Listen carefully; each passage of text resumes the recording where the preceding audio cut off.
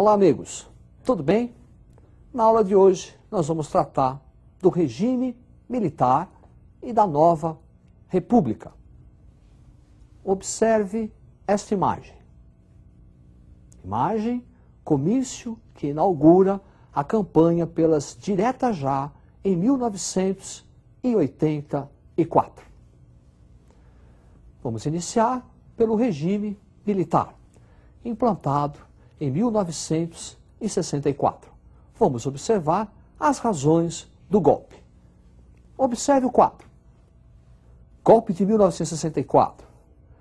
Para conter o avanço das lutas populares, fortalecimento das entidades sindicais e movimento estudantil, representa também o colapso do populismo e a rebelião dos marinheiros questionando a hierarquia militar. E de 64 até 85, nós vamos ter a instalação do regime militar. E vamos observar os aspectos econômicos e políticos deste regime. Observe o quadro. Modelo econômico do regime militar. 3 aspectos. Uma intensificação da concentração de renda, aumentando a injustiça social. Uma expansão do crédito, procurando ampliar a demanda de bens duráveis, automóveis, eletrodomésticos, como a utilização da poupança para a classe média, e um processo de abertura externa da economia, através de incentivos à exportação. Segundo o lema, exportar é o que importa. A abertura externa da economia vai prejudicar a indústria nacional por causa da concorrência, e essa indústria vai se dedicar à produção de bens não duráveis. E as classes mais pobres não tinham como ter acesso. Daí, falências e desempregos dessas indústrias nacionais. Vamos caracterizar também como que foi o modelo político do regime militar. Preste muita atenção no quadro. No fortalecimento do executivo federal, também do executivo estadual e executivo municipal. Forte repressão aos movimentos sociais, sindicatos, movimentos estudantis, censura aos meios de comunicação, rádio, TV, imprensa, a elaboração da doutrina de segurança nacional, que servirá de pretexto para a punição e tortura durante o regime militar, e a instituição dos atos institucionais. Por atos institucionais, entende-se aquela interferência que o chefe do executivo tem, inclusive sobre preceitos constitucionais. Um ato institucional vale mais que o preceito constitucional. É através da edição dos atos institucionais que o regime militar politicamente se consolida. Vamos observar os 5 primeiros. Preste atenção na tela. Ato institucional número 1. Aí, 1. É aquele que vai definir a eleição de Humberto de Alencar Castelo Branco à presidência da República. Ato institucional número 2. Aí, 2. Determina a extinção dos partidos políticos e é o início do chamado bipartidarismo. Arena, Aliança Renovadora Nacional, Partido da Situação, e MDB, Movimento Democrático Brasileiro, de oposição ao regime militar, e é o ato que também estabelece eleições indiretas para presidente da República. Ato número 3, aí 3, estabelece eleições indiretas para governador. Ato número 4, aí 4, na verdade é aquele que leva o Congresso Nacional a aprovar uma nova Constituição, a chamada Constituição do Terror de 1967.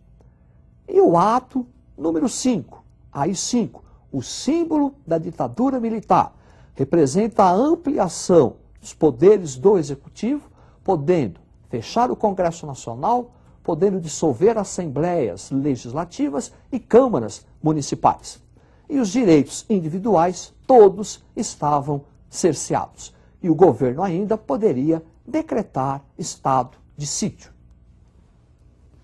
Após a análise dos aspectos econômicos e políticos do regime militar, vamos observar as principais realizações dos governos militares. Observe o quadro.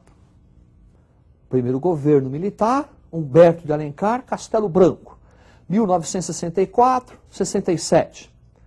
Fechamento de entidades civis, representantes de sindicatos e movimentos estudantis.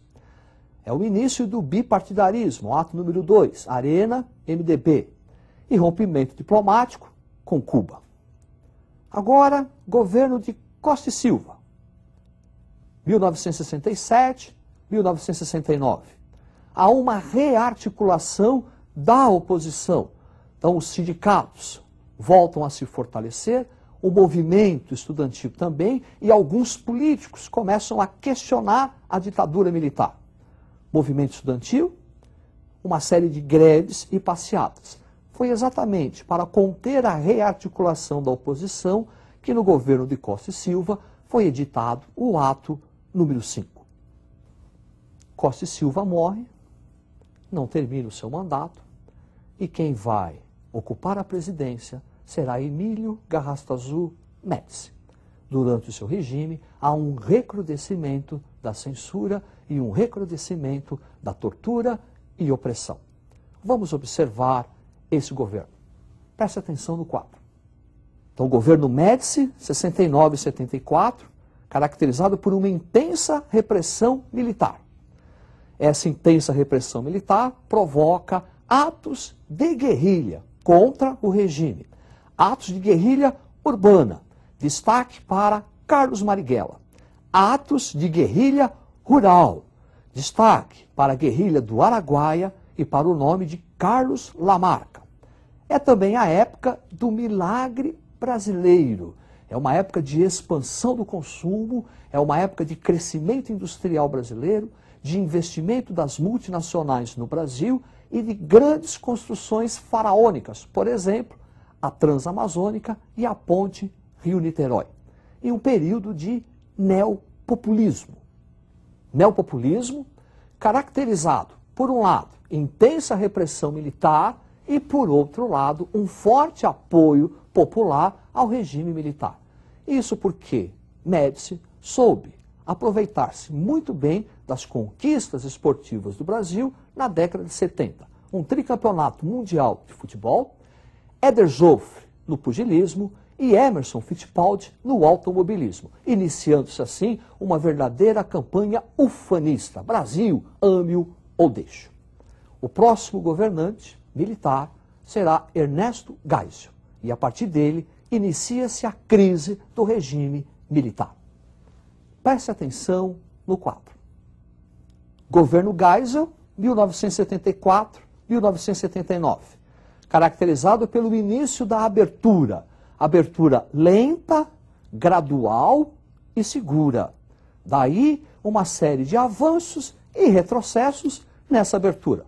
Por exemplo, em 1974, há uma ampla vitória do MDB, do Movimento Democrático Brasileiro. Um retrocesso, em 1975, o DOI-CODE inicia uma série de repressão e mortes aos opositores do regime, com destaque para a morte do jornalista paulista que trabalhava na TV Cultura de São Paulo, Vladimir Herzog.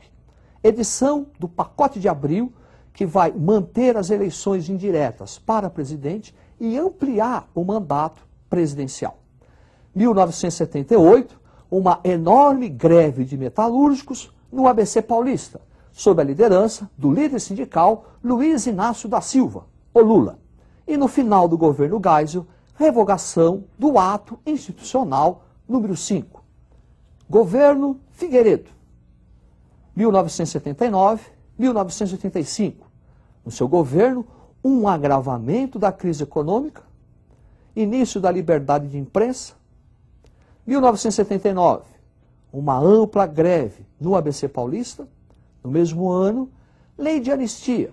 Os exilados durante o regime militar, o pluripartidarismo, surgem partidos políticos. A Arena, por exemplo, transforma-se em PDS, o MDB, PMDB, aparece o PTB, PT. 1982, eleições diretas para governador. E em 84, início de uma campanha pelas diretas já. Apesar do sucesso e da intensa participação popular na campanha das diretas já, Tancredo Neves, que será o primeiro civil eleito após o regime militar, não será eleito pelas vias diretas, e sim indireta. Tancredo Neves morre e quem termina o seu mandato é o seu vice-presidente, José Sarney. Observe o quadro. Com o governo Sarney, eleições diretas em todos os níveis, no executivo, no estadual, municipal e federal, uma grave crise econômica por conta de um processo inflacionário, levando o governo a decretar moratória, e a edição de uma série de planos econômicos para conter a inflação. 86, o Plano Cruzado, 87, o Plano Bresce e 89, o Plano Verão. E em 88, é promulgada a Constituição que está em vigor, a chamada Constituição Cidadã. E com essa Constituição ficou determinada eleições diretas para presidente da República. Nessas eleições diretas, as primeiras, nós vamos ter um segundo turno envolvendo dois candidatos. Um que representava as esquerdas, Luiz Inácio Lula da Silva, e o outro representando a elite dominante, Fernando Collor de Mello. Collor de Mello é eleito, iniciando o seu governo. Observe. Governo Collor, marcado pela edição do Plano Collor e pela instabilidade econômica e política. Início do processo de privatizações. No seu governo, denúncias de corrupção, famoso caso PC Farias, e um processo de impeachment. Com o seu impeachment, o vice assume, Itamar Franco.